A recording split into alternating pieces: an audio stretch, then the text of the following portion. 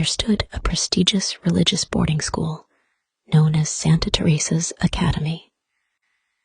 Among them was Elena, a timid and devout girl, but beneath the surface of her seemingly serene existence, a sense of unease lingered. It began with subtle whispers in the chapel during her evening prayers, voices that seemed to emanate from the shadows themselves, murmuring ancient Latin hymns that sent shivers down her spine. As weeks passed, the whispers grew louder, more insistent. She found herself drawn to the confessional booth, seeking solace in the sacrament of confession. But with each whispered confession, the voices seemed to multiply, echoing back her darkest fears and sins.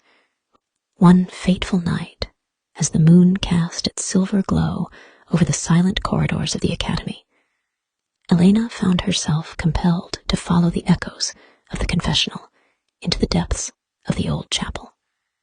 As she stepped into the dimly lit sanctuary, the flickering candles casting dancing shadows on the walls.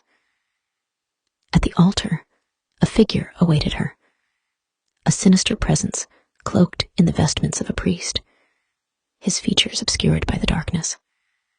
He beckoned her forward, promising absolution in exchange for her soul.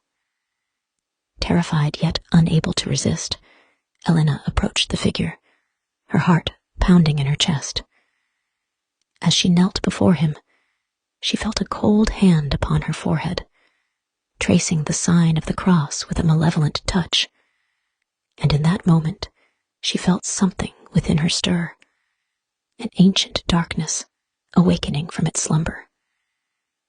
With a scream that echoed through the halls of Santa Teresa's Academy, she could not escape the echoes of the confessional, the whispered hymns of darkness that followed her wherever she went. Elena's once devout faith began to crumble, replaced by a gnawing sense of despair.